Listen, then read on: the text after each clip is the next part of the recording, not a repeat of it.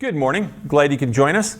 I've been reading this book called Another Gospel. I think Amazon suggested it to me, and I like it. It's written by a young lady whose father was Chuck Girard, he's a guy from the 70s who made some really good Christian music. And he was in some other kind of rock band before that, but he made some really sweet stuff. But her name is Alyssa, and she used to be in the band called Zoe Girl. So she writes this book called Another Gospel, and it kind of deals with what's called progressive Christianity, which I hadn't actually even heard the terminology. Can I say one thing about Amazon that I meant to say sometime during the Lenten season? My wife's been playing pickleball, and one of the people that she plays pickleball with gave up something for Lent. They gave up Amazon for Lent. That's a first. I hadn't heard that before. If Heidi gave up Amazon I probably use it more than she does. So anyway, back to the point. Progressive Christianity is kind of like this new take, but it's kind of an old take. And so there used to be a guy that pastored here at this church who really kind of lost his faith, and he wrote a book about it. And he was actually on a billboard promoting atheism in the city of Chicago. And I read his book, and I found it interesting and engaging, but certainly not compelling that I'm thinking I'm going to lose my religion anytime soon.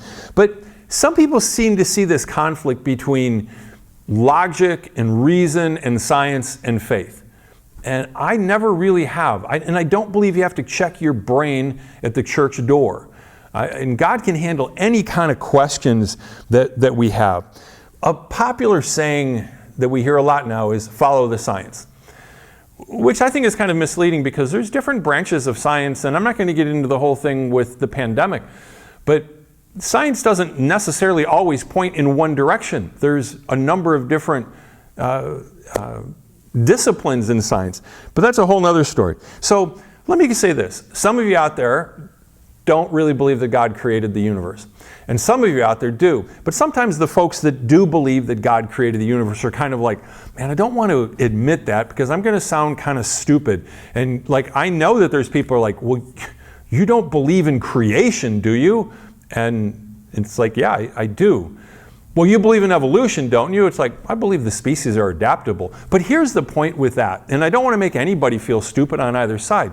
But just because the species are adaptable, science has not come up with the spark of life yet. How did it happen? Oh, they've got all sorts of theories and all sorts of ideas. But if you study what it takes to have life, let alone complex life like us, it's random chance is not too likely. I don't think so. So evolution doesn't answer the question of the origin of life. It really begs the question. And then there's the Big Bang, which answers where everything came from.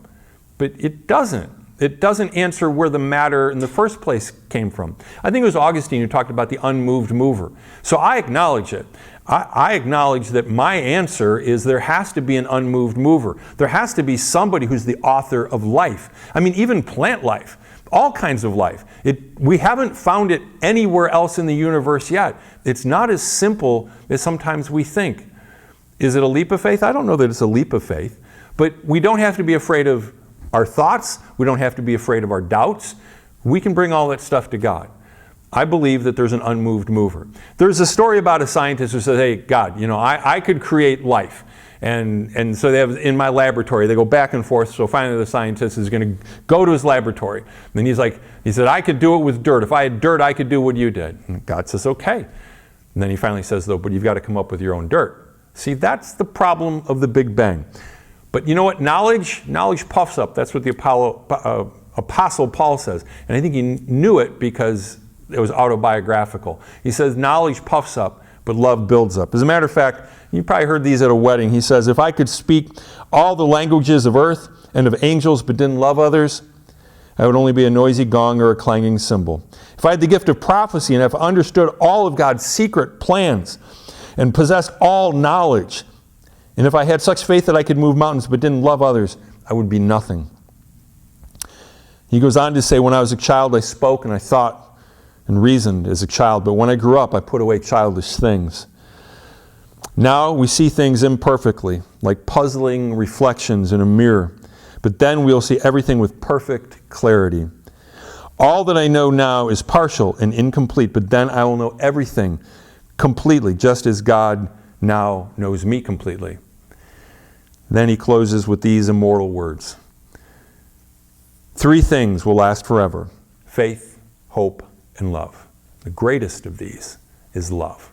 We don't want to just be filled with knowledge, although it's good. We want to be filled with love. God bless you.